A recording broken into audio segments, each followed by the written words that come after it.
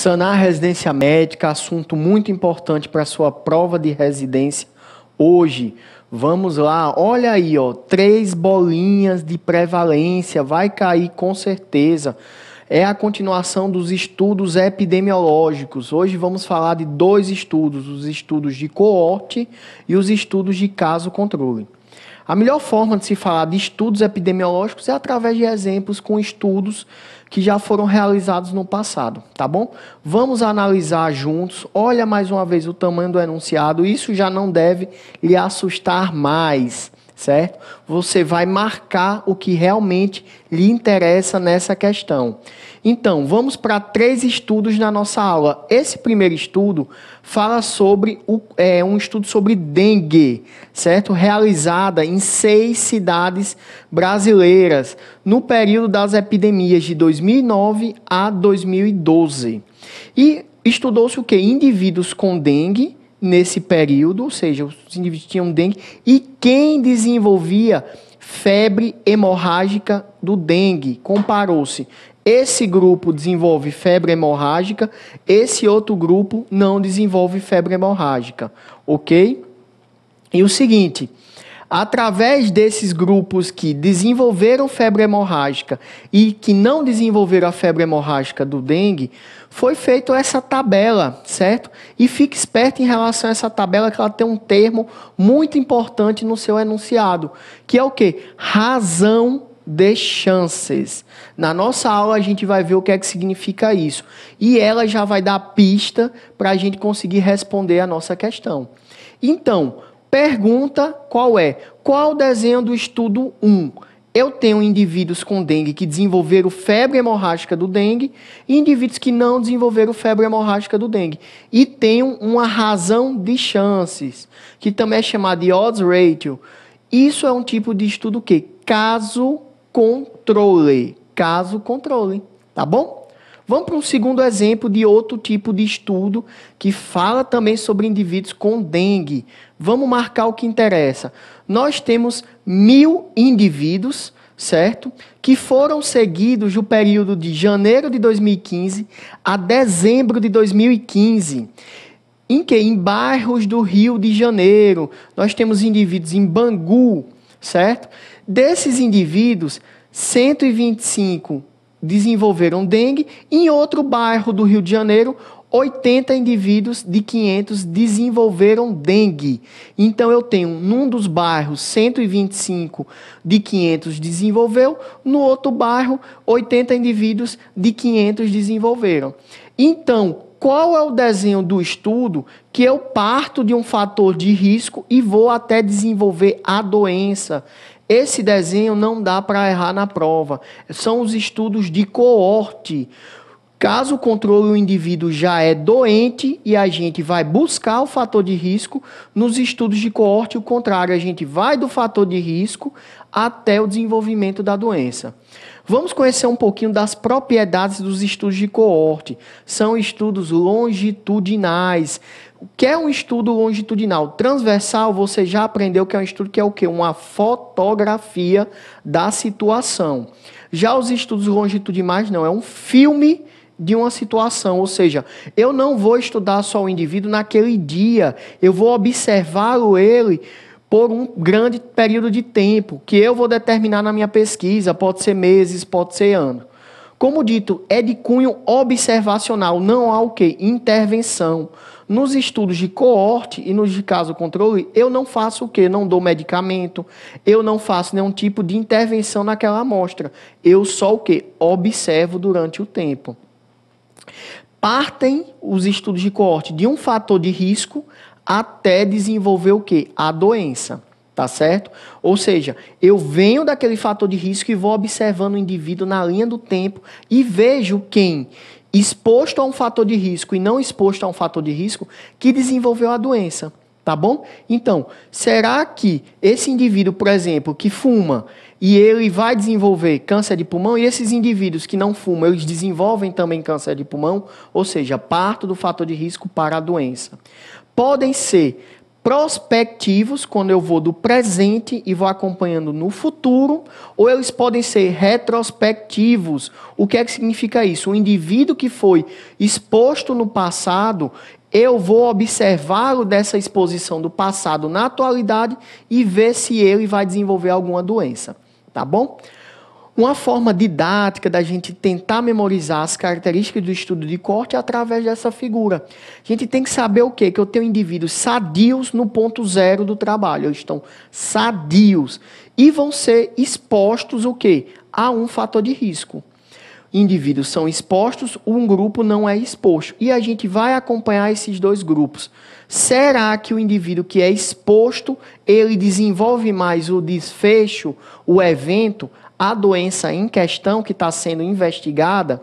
Está entendendo? Ou seja, a gente parte de fator de risco para doenças. Eu gosto muito desses dois exemplos para a gente fazer uma breve revisão sobre o que é estudo de coorte retrospectivo. Por exemplo, a bomba atômica de Hiroshima e Nagasaki. O que é que a gente tem? Podemos fazer um estudo da seguinte forma. O evento foi no passado, ok, pessoal? Eu posso pegar os sobreviventes da bomba atômica, certo? Que foram expostos à radiação na época e observar quem desenvolve alguma doença decorrente da radiação, tá certo? Outro exemplo aqui do Brasil foi a exposição ao césio 137, lá em Goiânia. Eu posso fazer um estudo dos indivíduos que no passado foram expostos à radiação e observar os de hoje em diante e ver quem desenvolve doença. Esse é um desenho de estudo de coorte retrospectivo. Beleza? Vamos lá. Quais são as vantagens do estudo de coorte? Não há exposição a risco potencial. Ou seja, como você está observando o indivíduo, você o observa, você não está submetendo ele a nenhum tipo de tratamento, nenhum tipo de intervenção que possa ter efeito colateral. Você só olha, você só observa o indivíduo na linha do tempo. É possível você calcular a incidência de um acometimento na população que está em observação. Um exemplo fácil, por exemplo, você tem 100 indivíduos expostos ao tabagismo e desses 100 indivíduos, 10 desenvolvem câncer de pulmão. Então, eu posso calcular a incidência, certo? Que foi o quê? 10 sobre 100 indivíduos, que é 1 para cada 10 que fuma desenvolvem câncer de pulmão. São dados fictícios para você entender um pouco desse conceito de incidência. E eu posso ver múltiplos desfechos. Eu utilizo um único fator de risco e eu posso observar o surgimento de várias doenças. Vou dar o exemplo do tabagismo. Eu posso pegar indivíduos que fumam, indivíduos que não fumam e a partir daí eu observar o quê? Desenvolveu câncer de pulmão, desenvolveu câncer de boca, o indivíduo teve AVC, teve infarto, ou seja, de um fator de risco eu posso ramificar para outros desfechos, múltiplos desfechos. Nem tudo são flores, existem desvantagens do estudo de coorte. Ele é ruim quando uma doença é rara, porque eu tenho que observar uma multidão de pessoas, por exemplo, uma doença que é para 100 mil habitantes, eu vou ter que observar 100 mil pessoas para ver esse evento acontecer uma única vez. Tem também o problema do viés, do acompanhamento VIP dos expostos. Por exemplo, o indivíduo que fuma e o indivíduo que não fuma. O que é que acontece? O indivíduo que fuma, a tendência, se você não tiver um cegamento, que é uma estratégia de que o avaliador não sabe quem fuma e quem não fuma, um exemplo, que isso é muito difícil às vezes, você tem, o indivíduo que está exposto ao cigarro, você tem a tendência de perguntar, mas você não tem tal sintoma, você não está sentindo isso, ou seja, você tem a tendência de querer fazer, de enviesar os indivíduos que são expostos, você tem a tendência de ter um cuidado maior. Isso é o acompanhamento VIP dos expostos. Também nem tudo são flores. Pode ocorrer o quê? Uma perda de segmento. O que é essa perda de segmento? É o indivíduo que começa o estudo e ele abandona. Não quero mais participar desse estudo. É um direito dele, claro. E todo estudo não é perfeito. Você vai ter perda de segmento em todos os estudos que você for participar. E tem um custo elevado. Imagina só, você vai acompanhar 100 indivíduos durante 10 anos E a cada 3 meses, esses indivíduos têm que fazer uma consulta médica. Imagina só o custo disso. São 400 consultas, um exemplo, por ano. Em 10 anos, são 4.000 consultas. Ou seja, não é fácil fazer estudo nessa categoria. Tá bom, pessoal? Mais outro exemplo de estudo para a gente ficar esperto. E esse exemplo é com você. Estudo de coorte. Vamos lá, o que é que aconteceu? Eu gosto muito desses estudos. Realizaram prova de residência médica, certo? Em 2018. 1.000 indivíduos que estudavam na biblioteca, ou seja, estavam expostos à biblioteca, e 1.000 indivíduos que estudavam em casa. Ou seja, estavam expostos à casa. Ou então, a casa vai ser o quê? O controle em relação à biblioteca. E mostra que 780 indivíduos que estudavam na biblioteca de 1.000 passaram na residência médica. Poxa, uma altíssima taxa de aprovação. Enquanto os que estudavam em casa eram 430. Relembrando, 780 de 1.000 estudavam na biblioteca, 430 de 1.000 estudavam em casa. Pergunta para você de prova: qual o risco relativo nessa condição do estudo? Ou seja, estudar na biblioteca aumenta em quanto a chance de ser aprovado. Vamos para os cálculos, não há dificuldade. Na sua prova, você vai escrever isso passo a passo para facilitar o cálculo. Você vai botar 780 aprovados na biblioteca dividido por 1.000, comparados ao quê? 430 aprovados que estudavam em casa por 1.000.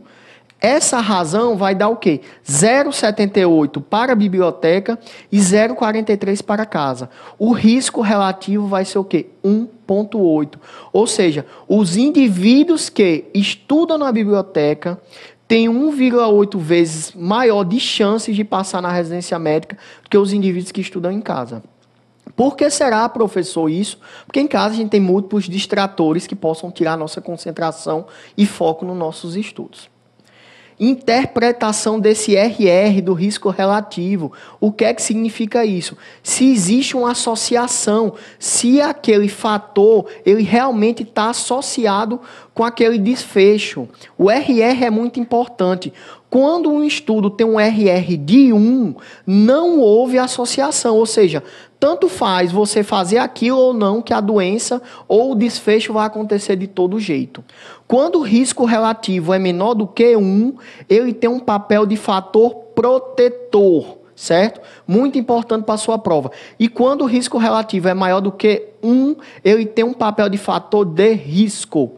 Tá certo, pessoal? Memorize que muitas vezes a questão de prova ela pergunta para interpretar o RR.